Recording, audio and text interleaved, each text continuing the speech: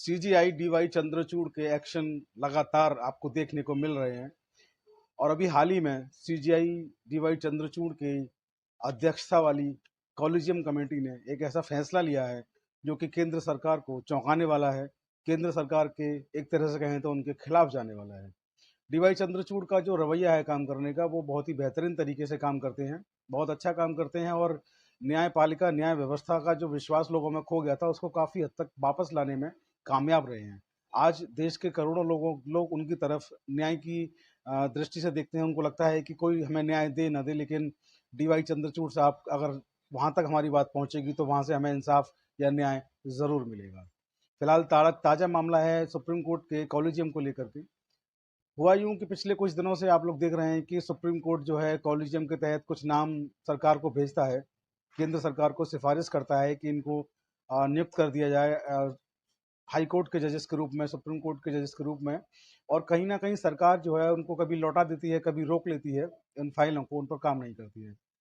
इसका नतीजा ये हो रहा है कि लगातार देश की अदालतों में जजेस की कमी होने की, पहले से ही जजेस की इतनी सारी कमी थी और लगातार कमी होती जा रही है। इसलिए कहीं ना कहीं देखने को मिल रहा है कि जो एक काम होता है अदालतों का, वो कहीं ना कहीं लंबित हो रहा है, लटक रहा है, पेंडिंग हो रहा है। तो सुप्रीम कोर्ट के सीजीआई डीवाई चंद्रचूड़ की अध्यक्षता वाली जो कॉलेजियम कमेटी है उसने एक बहुत अनोखा फैसला लिया। उन्होंने मौन स्वीकृति लक्षणम जो एक लॉ है उसके तहत उन्होंने सुप्रीम कोर्ट की कॉलेजियम समिति ने 3 जजेस की नियुक्ति कर दी। और ये नियुक्ति जो है कहीं ना कहीं जो सरकार जो फैसले लेने में देरी कर रही है उसकी वजह से की गई है। सरकार के पास फाइलें पहुंचती हैं, फाइलें रखी रहती हैं, काम पेंडिंग होता है।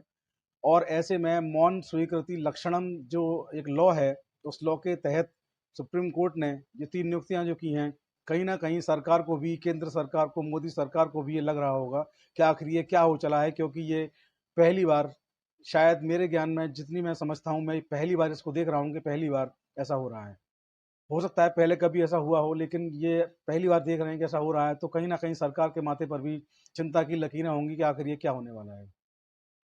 तो अभी ताज़ा इस मामले में सुप्रीम कोर्ट ने जिन 3 जजेस की जो नियुक्ति की है इसमें, तो जो संस्कृत की ये लाइन है जिसका हवाला देकर नियुक्ति की गई, ये एक लॉ भी है सुप्रीम कोर्ट का। इस लॉ के तहत जो है फाइल भेजी जाती है और सरकार जो है उसकी सिफारिश नहीं करती है, 6 हफ्ते तक उस पर कुछ भी नहीं कहती है, ना हाँ कहती है, ना कहती है, बैठ जाती है, कोई जवाब नहीं देती है। तो ये मान लिया जाता है, इस नियम के तहत ये मान लिया जाता है कि सरकार की मौन स्वीकृति है और जो है उसका नाम, जो भी जजेस होते हैं उनका नाम कॉलेजियम में आगे बढ़ा दिया जाता है नियुक्ति के लिए।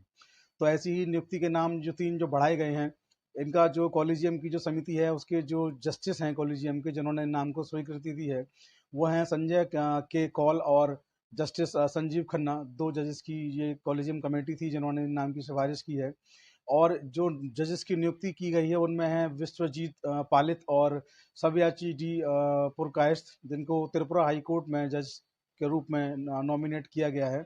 और तीसरे जज हैं विमल कन्हैया व्यास, विमल कन्हैया लाल व्यास, जिनको कि गुजरात हाई कोर्ट में जज के तौर पर उनको नामित किया गया है, नॉमिनेट किया गया है। तो फिलहाल सुप्रीम कोर्ट ने अपनी कॉलेजियम की जो पावर है उसका इस्तेमाल किया है और 3 जजों को नॉमिनेट कर दिया है कॉलेजियम के तहत। और इन 3 जजों की फाइल लंबे समय से सरकार रोके बैठी थी।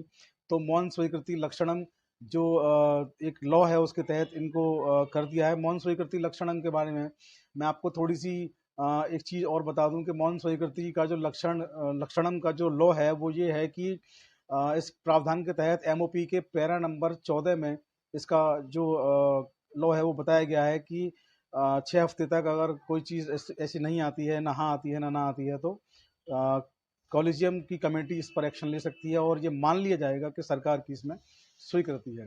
फिलहाल सरकार की स्वीकृति नहीं आई, अभी तक पेंडिंग चल रही है। तो माना जा सकता है कि सरकार के पास समय नहीं है, माना जा सकता है कि सरकार इन नामों से खुश नहीं थी, माना जा सकता है कि कोई और वजह रही हो, या माना जा सकता है कि केंद्र सरकार जो है वो सुप्रीम कोर्ट के जो जजेस जो डीवाई चंद्रचूड़ साहब के आने के बाद जो फॉर्म में आए हैं, जो वो लगातार काम कर रहे हैं, उनको अंदाजा नहीं था कि इस तरीके का भी कोई काम वो कर सकते हैं। उनको लगा होगा कि कहीं ना कहीं कि जब तक हम मंजूरी नहीं देंगे, जब तक हम इस नियुक्ति पर अंतिम मोहर नहीं लगा देंगे, तब तक इन जजेस की नियुक्ति नहीं हो पाएगी। लेकिन सुप्रीम कोर्ट ने केंद्र सरकार को एक तरह से बताते हुए कि सुप्रीम कोर्ट के पास जो विशेष अधिकार हैं, जो उनको उनकी जो विशेष जो पावर हैं, स्पेशल प्रोविजंस जो उनके पास हैं, उसके तहत इस नियुक्ति को करके उन्होंने सुप्रीम कोर्ट ने केंद्र सरकार को एक अलर्ट दिया है, एक संदेश दे दिया है कि आप ये ना सोचें कि आप ही कुछ कर पाएंगे। सुप्रीम कोर्ट के पास अपनी बहुत सारी पावर्स हैं। अगर आगे से ये देरी हुई तो हो सकता है कि सुप्रीम कोर्ट में भी आपको इस तरीके की चीज़ें देखने को मिलें, क्योंकि सुप्रीम कोर्ट की भी कुछ जजेस की फाइल हैं जिनको नॉमिनेट होना है सुप्रीम कोर्ट में एज जज। सुप्रीम कोर्ट के सीजीआई जस्टिस डीवाई चंद्रचूड़ के अध्यक्षता में 3 बार लगभग उन लोगों के नाम केंद्र सरकार को जा चुके हैं और तीनों बार उन नामों पर केंद्र सरकार की तरफ से नो की मोहर लग के आई है, नहीं उन्होंने कहा केंद्र सरकार ने उन पर। तो हो सकता है आने वाले समय में दोबारा से उनके पास जाए और इस बार अगर केंद्र सरकार चूकी, उन्होंने फाइल रख ली और उस पर कोई यस और नो नहीं कहा, तो हो सकता है कि वो 3 जजेस भी आप सुप्रीम कोर्ट में उनको उन लोगों को जजेस के रूप में देख पाएँ जो सुप्रीम कोर्ट 3 बार उनके नामों को भेज चुका है। कुल मिलाकर के मामला जो भी है, सुप्रीम कोर्ट ने लोगों में न्याय व्यवस्था के प्रति जो विश्वास था उसको गाढ़ा किया है, उसको अच्छा किया है, उसको दुरुस्त किया है, स्वस्थ किया है और केंद्र सरकार के लिए एक घंटी बजा दी है कि वो ये ना सोचें कि सारी पावर उनके पास है। भारत लोकतंत्र का देश है और भारत की जो 4 जो मजबूत स्तंभ हैं, न्यायपालिका भी उनका एक स्तंभ है और न्यायपालिका ने अपना जो उसका विशेषाधिकार था उसका उपयोग करके जजेस की नियुक्ति कर दी है। तो केंद्र सरकार को भी आगे से इस पर सोचना होगा कि वो फाइलों को ना रोकें, जो भी उनको लगता है यस और नो उस पर ज़रूर बोलें, वरना सुप्रीम कोर्ट अपना काम करने के लिए स्वतंत्र है। ये एक मैसेज सुप्रीम कोर्ट ने यहाँ से दे दिया है। फिलहाल सरकार की मुश्किलें इस ऑर्डर के बाद बढ़ती हुई दिखाई दे रही हैं, क्योंकि सरकार जिस तरीके से काम करती है किसी का भी दखल उनको अपने काम में पसंद नहीं आता। इधर जस्टिस डीवाई चंद्रचूड़ साहब का रवैया भी बिल्कुल अलग है, उनको भी किसी का दखल जहाँ तक मैं समझता हूँ वो पसंद नहीं आता और बिल्कुल कानूनी तरीके से, बिल्कुल जेन्युइन तरीके से अपना काम करते हैं। उस बार भी उन्होंने बहुत अच्छा काम किया, उनके इस काम को मैं दिल से सैल्यूट करता हूँ।